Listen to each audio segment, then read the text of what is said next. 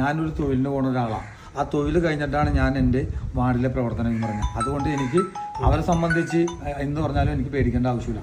ഈ കക്കാൻ പോണവർക്കാണ് പേടിക്കേണ്ട ആവശ്യമുള്ളൂ. നമ്മളെ സംബന്ധിച്ച് അതിൻ്റെ ആവശ്യമില്ല. എനിക്ക് ഒരു 10 രൂപ കിട്ടിക്കഴിഞ്ഞാൽ അതെൻ്റെ വാർഡിലുള്ളവർക്ക് ഓരോ മരുന്നിനാണെങ്കിലും മറ്റുള്ളവർക്കെല്ലാം ഞാൻ ചെയ്തു പോന്നിട്ടുള്ളൂ എന്ന് പറഞ്ഞു കഴിഞ്ഞാൽ. അപ്പോൾ അതുകൊണ്ട് സർട്ടിഫിക്കറ്റിൻ്റെ ആവശ്യം എനിക്കില്ല എന്ന് പറഞ്ഞാൽ. ഇവരൊക്കെ പുറകിൽ നിന്നും അസോസിയേഷൻ്റെ ആളുകളും അതുപോലെ തന്നെ CPM-ൻ്റെയും കോൺഗ്രസിൻ്റെയും പുറകിൽ നിന്നുകൊണ്ടാണ് അടിക്കുന്നത്. മനസ്സിലായോ?